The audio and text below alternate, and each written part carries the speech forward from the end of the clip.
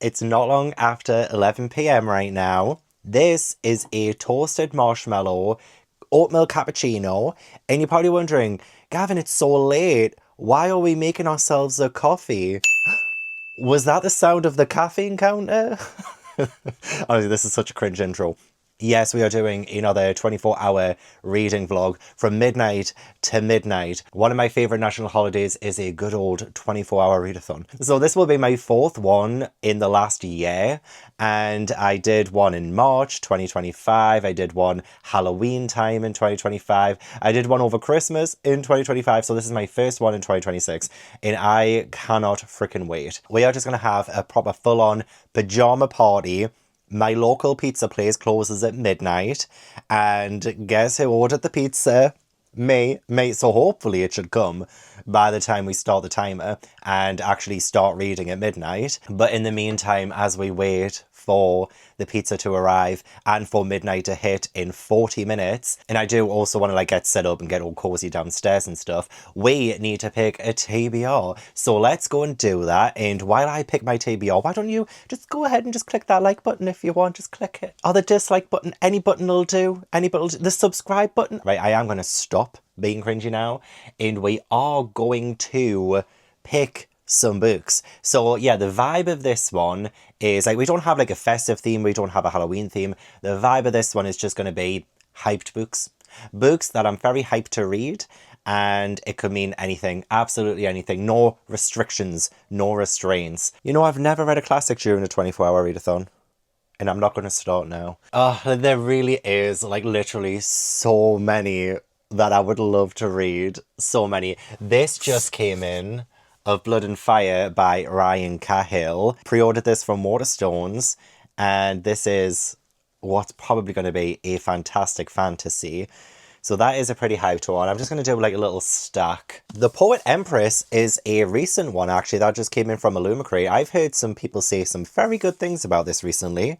This could be a really good one. Seems like we're going for a little bit of a fantasy vibe today. We Are Legion by Dennis A. Taylor. This is a pretty brand new one as well. I seem to just be kind of focusing on some brand new books, but I am really hyped. I will try and pick some older books as well, don't worry. Death and Other Occupational Hazards by Veronica DePunt. That one I've had on my shelves for a few months. Okay, anything I've had on my shelves for years. Ooh, I believe this is in my 26 books to read in 2026, but we have The Weight of Blood by Tiffany D. Jackson. It will be awesome actually to read a novella as well, so maybe Bloom by Delilah S. Dawson. Nice and short. Another short one I could tackle that was on a TBR last month is Automatic Noodle by Annalee Newitz. Oh gosh, need to bend down now. Okay, this one's exciting. Hell's Heart by Alexis Hall. This is the first ARC copy I've received in quite some time. I never really get ARCs, but this one is apparently a sapphic Moby Dick retelling. Ooh, and it comes out in March as well. I'm currently filming this on, well, it's currently Wednesday, the 18th of February, but when midnight hits, it'll be the 19th of February. So reading an ARC before it comes out, groundbreaking concept. Okay, maybe the last one I will pick for this stack because it is an overwhelming overwhelming stack is Goodnight Tokyo by Atsuhiro Yoshida. And I could probably start this one at midnight, actually. It would be nice to start one that's Goodnight Tokyo, good night. Good night. Normal people go to bed before midnight, around midnight. So this one could probably work for midnight. Could be a nice easy one to start with. What's the progress on the pizza? Great, I don't know because I'm not logged in and it's turned off. So I have no idea. 15 minutes to go. I'm just so itching. I'm itching to just get started now. I'm sitting here. I'm just sitting here ready to go. Got my book, which I will let you know what this is about, actually. We actually follow a taxi driver between the hours of 1 a.m. and 4:30 a.m. in Tokyo. And the main character's name, the taxi driver, is called Matsu. And I believe this is just loads of different passenger stories interconnecting, a little bit like a lot of the Japanese healing fiction that I have read. Look at the first line. The clock struck 1 a.m. Could it not have struck midnight? So we're almost aligning, essentially. We're almost aligning. 14 minutes now. I want my pizza. I want to get reading. I don't think I will beat my previous page count total. So the previous page counts for each of my reading for 24 hours. My one in March, I got 1,166 pages read. The Halloween one, I got 1,099 pages read. And in the festive one, I got 1,433 pages read. So I don't think I'll get more than 1,400. That was a little bit ridiculous. That was a lot. I mean, it'll be nice if I did, but that's not what I'm striving for in this video. I'm just striving to have a good time. If I beat it, I beat it. If I don't, I don't.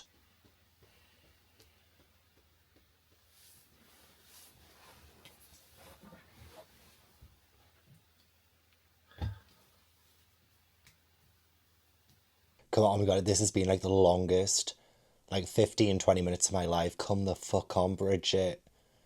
Come on. Yay, okay, great. Right, we're going to start reading now. The pizza is still not here yet, so it will disturb us. But it's fine, because it is what it is. We'll do it all. Everything on our own.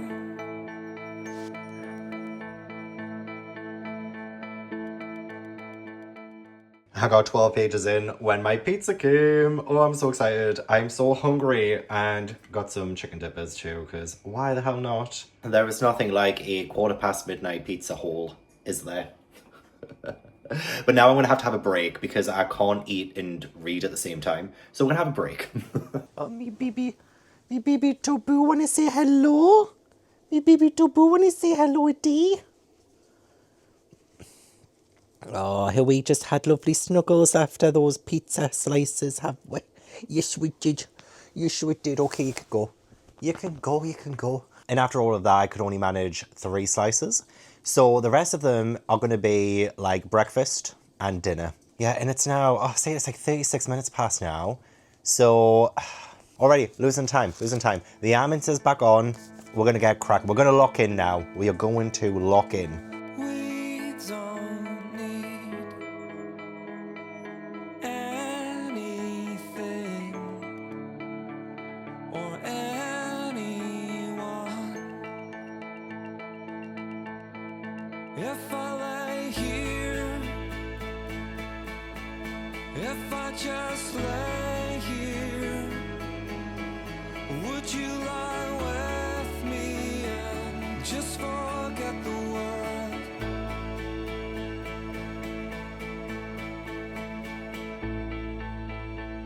I don't quite know how to say how I feel.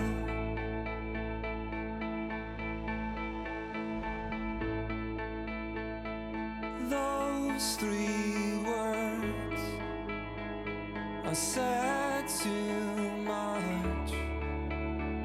They're not enough. If I lay here,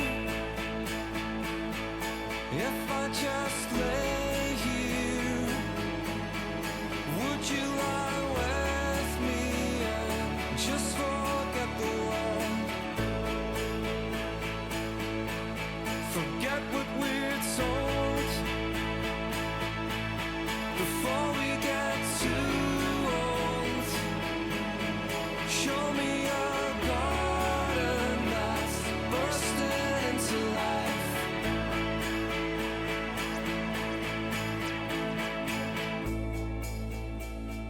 Let's waste time chasing cars around our heads.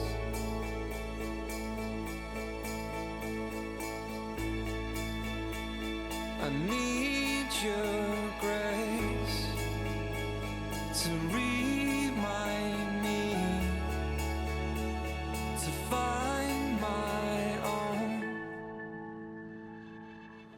Oh, this is not how we mean to start this vlog. Because I think I'm going to do enough. Good night, Tokyo. I'm going to make another coffee. It is now 2:04 a.m. And like See, I mainly picked this one. Like, yes, I was excited to read it. You know, I'll wait until my coffee's done. This is too much noise.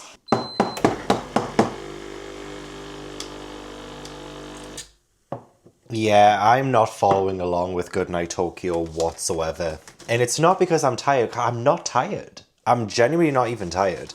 I did have a few hours before I got up there. So I went to bed around about like 4:35 p.m.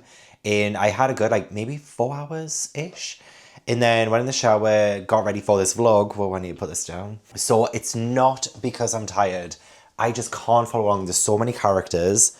There is, oh, and also, yay, second coffee, caffeine counter, yay. This really is just too many characters.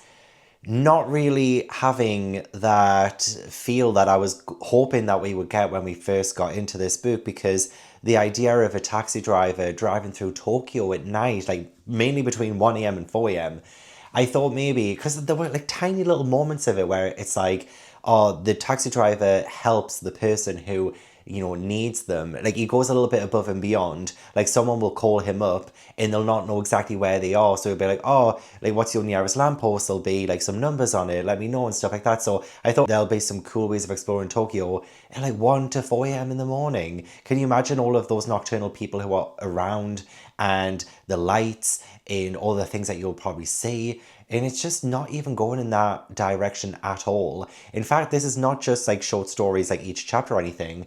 There is definitely something carrying over in every single chapter as more and more characters are kind of being brought in.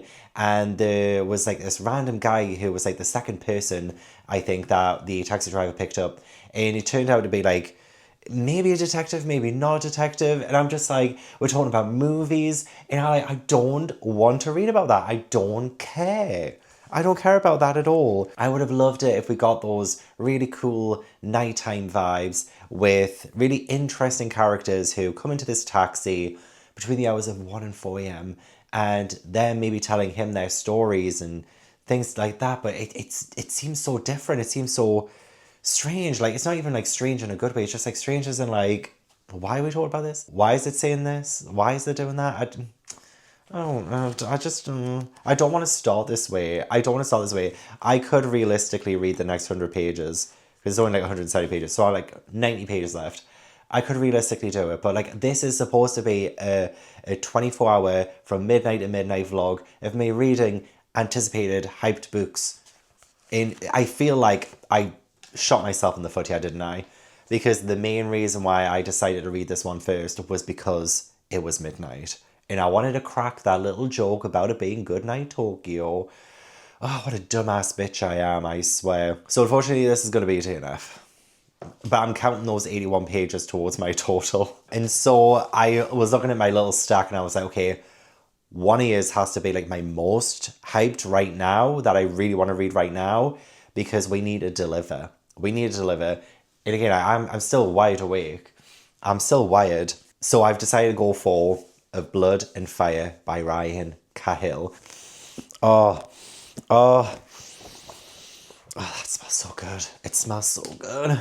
I just hauled this one as well. It's the most recent book that I've hauled. I pre-ordered it from Waterstones. It was published through the Broken Binding. So like, they've become like a bit of a publisher now as well. So that's pretty awesome, considering how much I love the Broken Binding. But yeah, this is the first book in the Bound and the Broken series. This is set in a remote village. There is someone called Cahill, and he is reeling from the death of his brother, but he needs to do something called the Proving, which is like a test of strength and courage.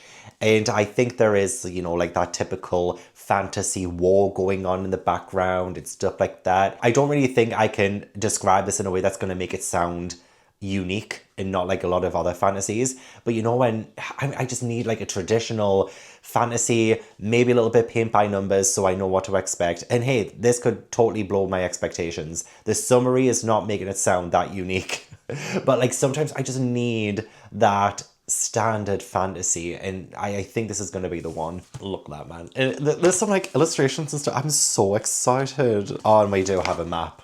We do have a map too. Oh, there's nothing like starting Oh my god, there's a contents page. Do you know how rare it is to get a contents page these days? I already love it. It's already a 5-star. Oh, there's a forward. There's a whole like page on like reading order as well. There's a reading order? The reading order for the Bound and the Broken series is a highly contested thing. What does that mean? So there's one where there's actually a book called The Fall that you can read before Blood and Fire, or you can read it right after of Blood and Fire. So obviously, I can't read The Fall right now. I don't have it. It's a novella. This originally came out in 2021, and this revised edition was published in 2026 by the Broken Binding Publishing. So maybe this was a self-published novel a few years ago, maybe. I had heard of it before. I'm pretty sure I've heard a couple of booktubers talk about this in the past. But just recently, brand new, released. I'm just ready to read something good now. So I'll see you in a minute. If I lay here, if I just lay here, would you lie with me and just forget the world? Forget what we're told before we get too old. Show me a garden that's bursting into life. All that I am, all that I ever was, is here in your perfect eyes. They're all I can see. I don't know where, confused about how as well. Just know that these things will never change for us at all. If I lay here, if I just lay here, would you lie with me and just forget the world?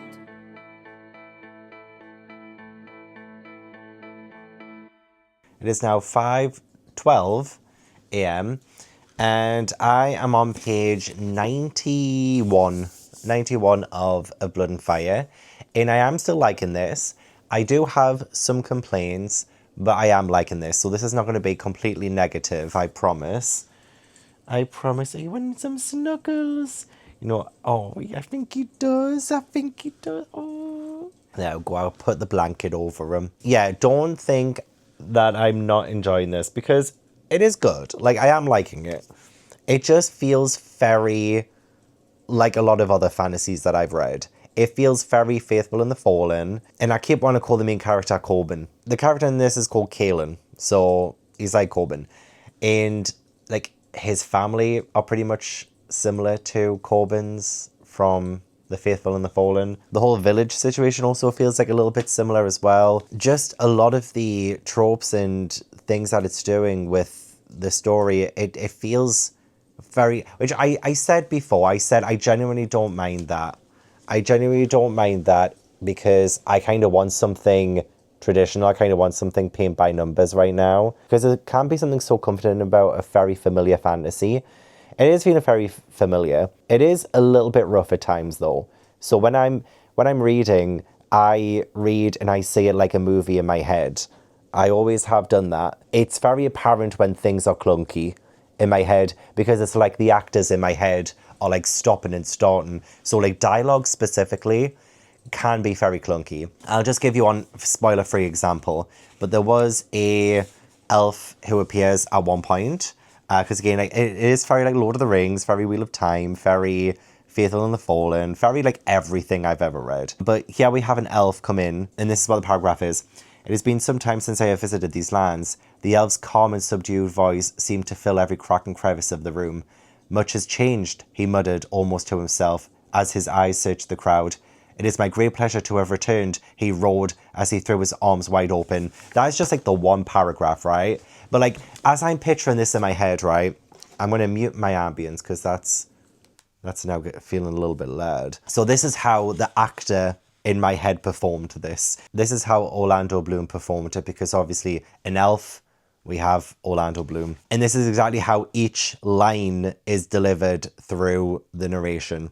It has been some time since I have visited these lands. Much has changed. It is my great pleasure to have returned. And that is just all one paragraph. That's one paragraph. All those three very different and distinct deliveries. And I'm being so, like, again, this is nitpicky, but like, it's just one example. But I'm like, all of this crammed in, like, these three sentences that this elf has said, each line is said in such a different way. And I'm just picturing it in my head. I'm just like, that was fucking awful. So yeah, there are definitely times when I'm like stopping and starting with the story because I'm like, it feels like a debut.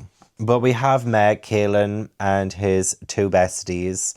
We have Dan, two N's, and Wrist, R-I-S-T, not the wrist. But yeah, the whole proving thing that they do, it feels like a massive boys club thing. It's like all the boys in the village have to do this because they're such big, strong boys and they need to become big, strong men. And when they do the proving, they're in the forest for 3 nights and they've got to bring back the hide of a predator. And when they do, when they've survived, they are men.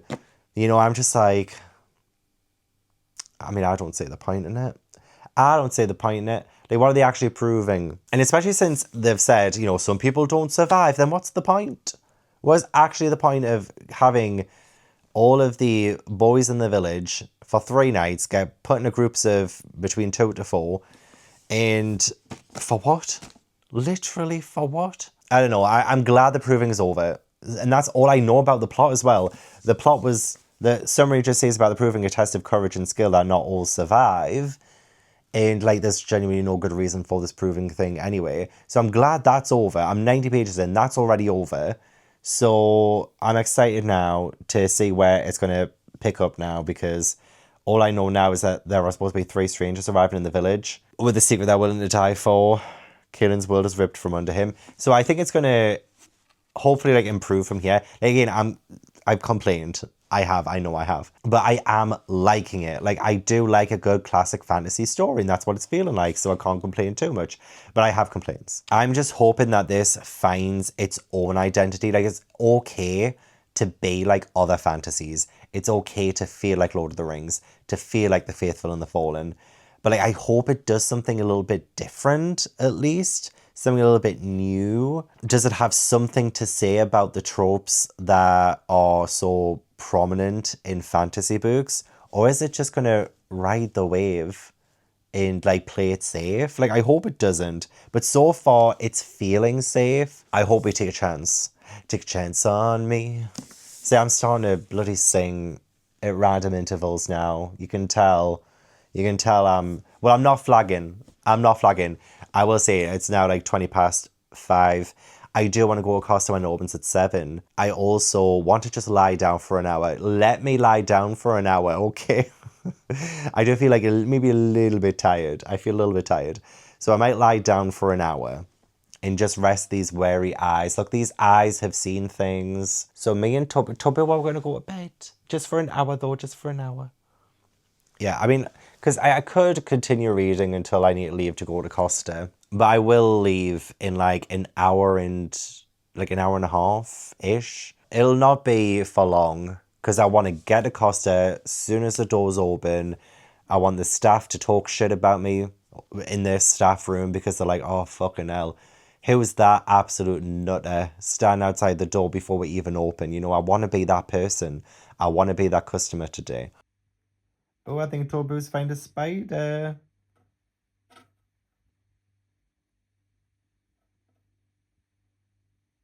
Oh, good grief.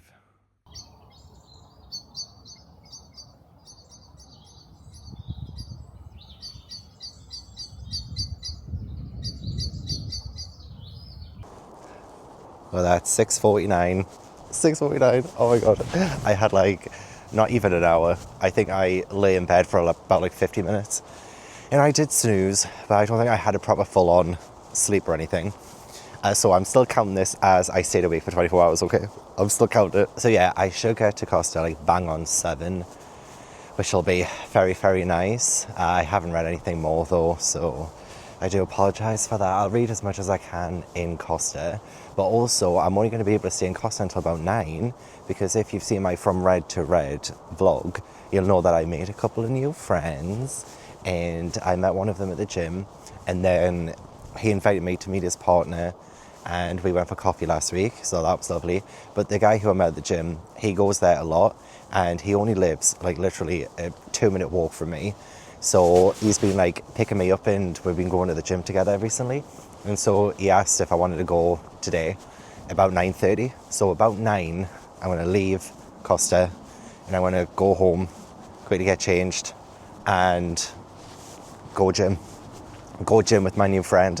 It is so lovely making friends while you're an adult, and yeah, I'm excited. I dropped doing personal training on Thursdays, so I thought, I'll do a 24-hour on a Thursday, because then I don't lose time going to the gym and not be able to read anything.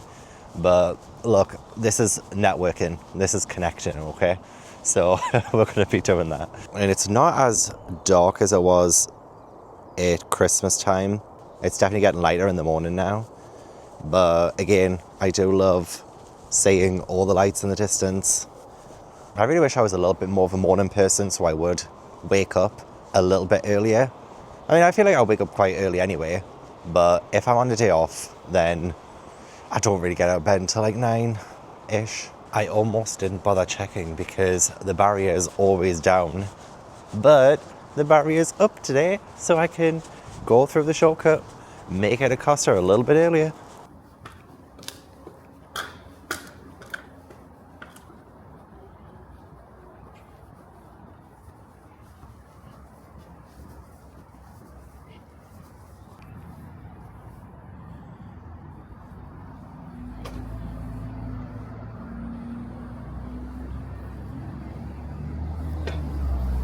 I feel so bad. It's like literally just heard 7 and I see someone at the counter, like the worker at the counter. I don't know if it's opened yet.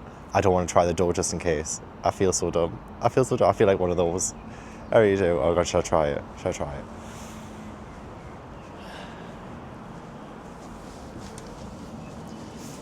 It's open.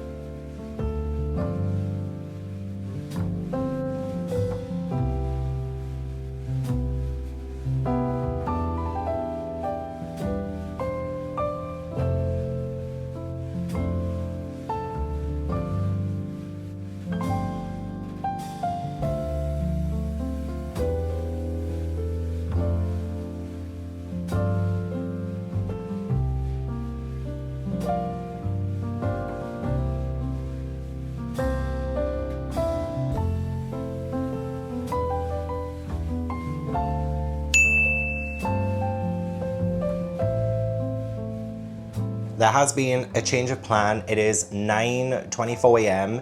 and Matt, who is my new friend, is actually a little bit too busy because he's planning his 30th birthday, which is tomorrow. So we're not going to the gym. And I'm kind of glad about that, I'm not going to lie. It does mean I have more time to read.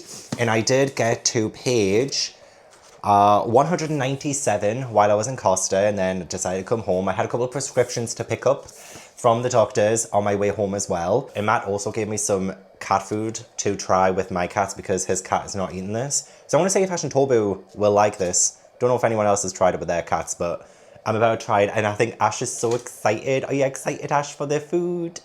Oh, I left the heating on when I left as well to keep the cats warm.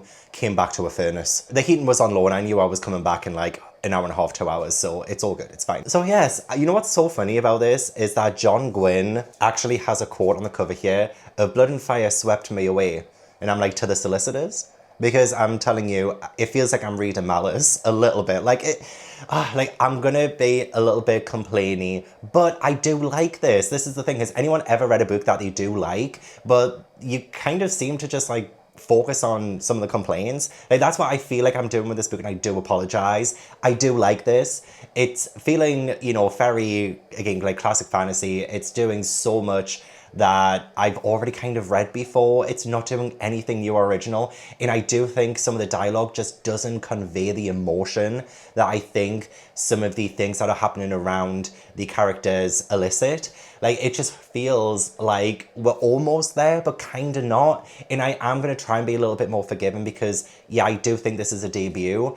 And yeah, I think we can work on it. I think we can improve and get to a point where we need to. There was an inciting incident that it just felt like malice. It really did. But it was still exciting. I will say that. It was still, exciting moments.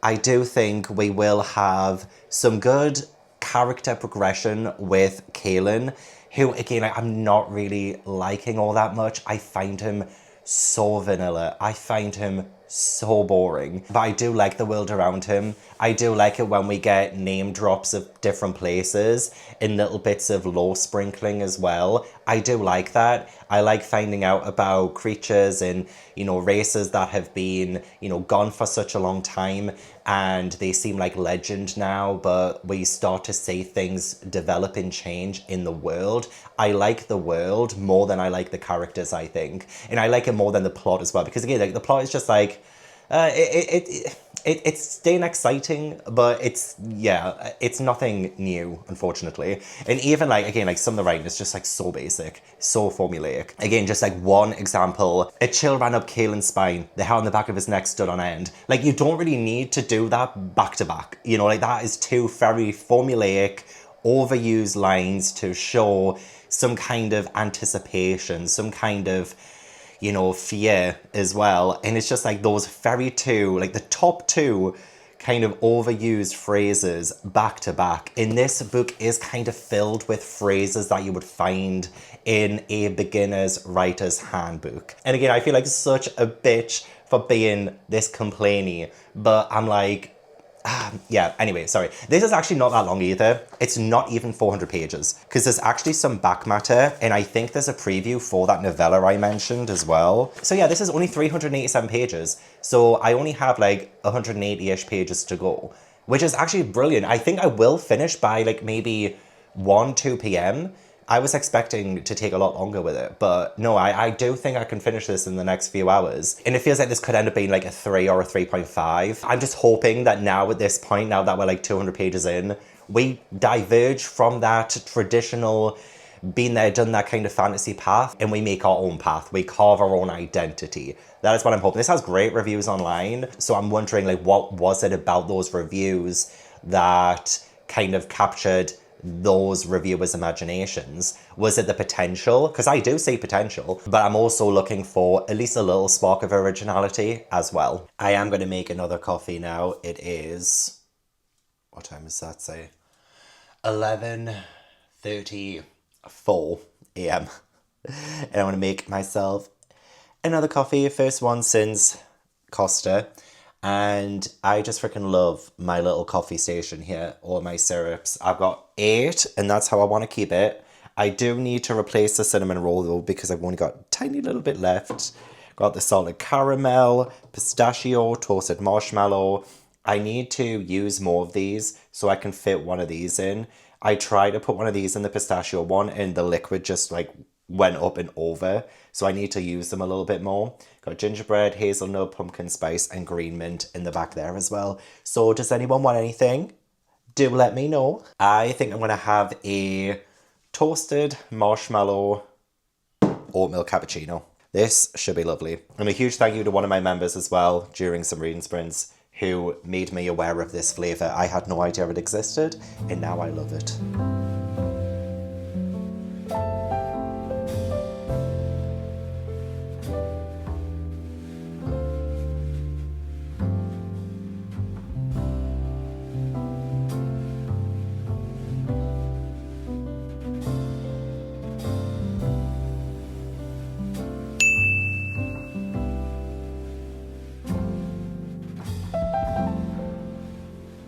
we're at nearly 1:30 p.m. We still have like 10 and a half hours left, and I finished A Blood and Fire.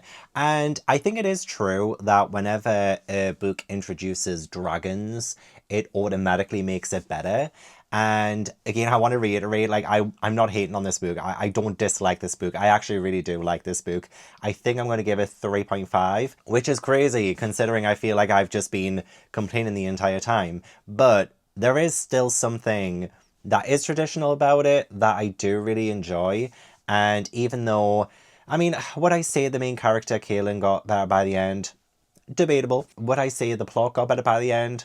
Debatable. Definitely world opening up feels a lot better as the book went on. But I will say, you know, that example about the whole like hair on the back of his neck stood on end, it happened like 2 more times. I'm like, he really needs to shave the back of his fucking neck. I got a little bit sick of like the overuse of certain phrases, and I honestly would consider picking up the second book. I think I even might. I think I might pick up the second book. There is that novella that I could read too. There is a sample of the first chapter from the novella at the end here. I didn't read it. I'm not going to read the sample. I will probably pick up that at some point and give that a read. And I would probably read the full-length sequel as well. But this is like rather in the middle of the road, and I guess it's worth checking out if you're a fan of The Faithful and the Fallen, if you love like Lord of the Rings, if you love Wheel of Time, things like that. I do think you will enjoy this. So next, I do think I will do The Weight of Blood by Tiffany D. Jackson. Genuinely been so excited about this. I have got this on my 26 books to read in 2026, which means once I've completed this, this will be the 5th book that I've read so far this year that was on that list, and that is so much better than what I have done in previous years with that list. So we are already off to a phenomenal start in 2026, and I just can't wait to pop another trophy when I complete it. This is Carrie inspired, and we have an outcast called Madison. So Madison must be the Carrie-esque kind of character. I think what this will do is take the existing horrors of Carrie and being bullied and everything that goes down in Carrie, and it will give it like a black lens, considering the main character will have to deal with the racism that is rampant in America and how that affects her school. I think it's a high school, isn't it? Small town Georgia high school. Oh, and Maddie is biracial. She's been passing for white her entire life at the behest of her fanatical white father, Thomas Washington. Okay, that's interesting. That is interesting. I can imagine then we've sort of flipped the whole, like, maybe like religious mother role that was in Carrie, and we have this maybe like a white supremacist kind of father. Oh, that sounds like a really good change, actually. Oh my god, it's not even that long. It's like 370 pages. It just seems like a pretty big book, but like look at the writing. That writing is quite massive. That is a big font. Oh, and I do love a good big font. So I'm actually going to make myself a matcha latte now. And, you know, I do feel like I have had quite a lot of caffeine today, so it might be my last one. It might be my last one. I will say, if you're watching this, don't do what I'm doing. Don't stay up for 24 hours. It's a silly idea. Although if you think it's going to be fun, I approve. And also this amount of caffeine that I'm having as well, don't worry. Like, I'm used to it, and I am healthy. I promise. Now I will tell you what I've done for you. 50,000 tears I've cried, screaming, deceiving, and bleeding for you, and you still won't hear me.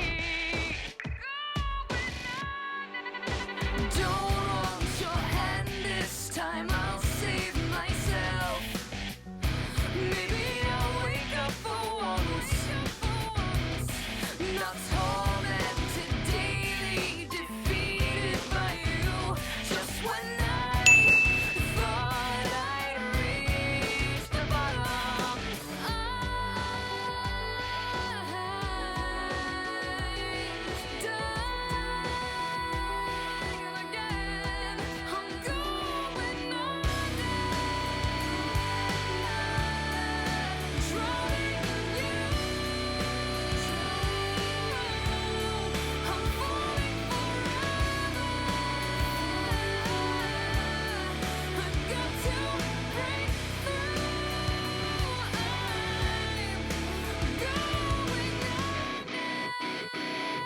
I'm dreading reading this next part. What time is it?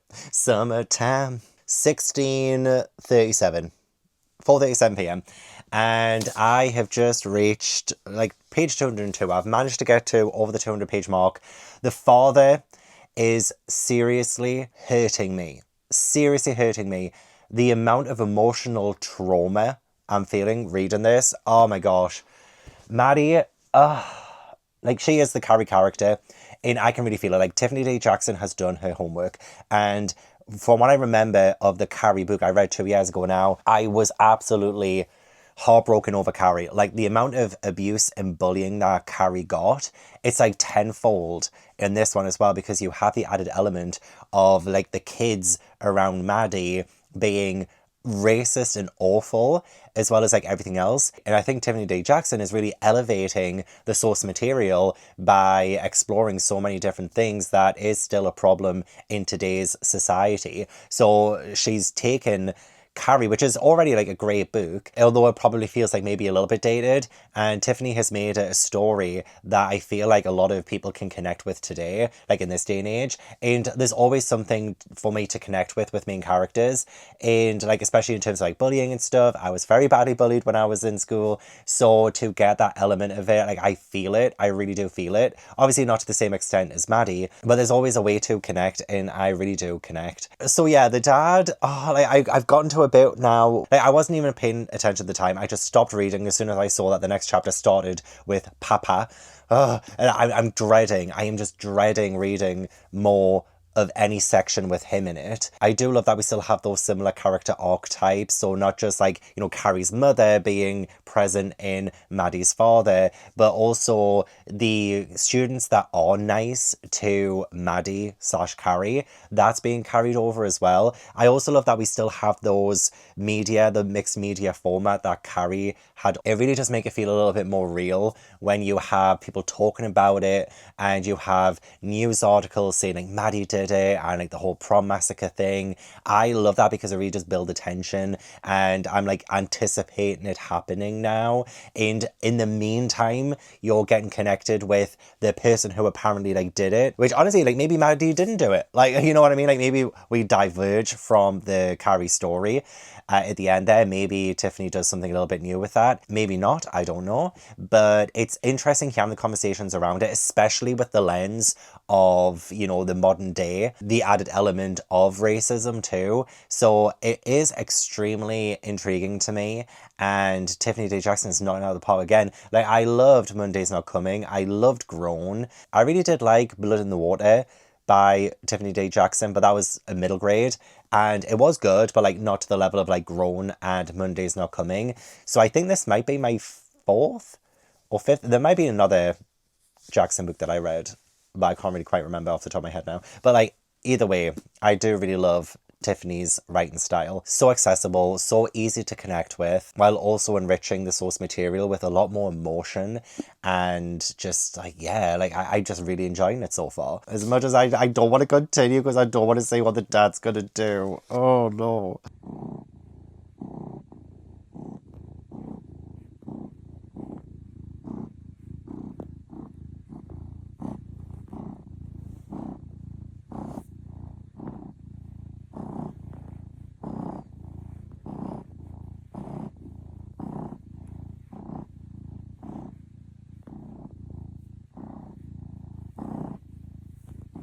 6:59 p.m. and I have just finished The Weight of Blood by Tiffany D. Jackson, and I still really like this one.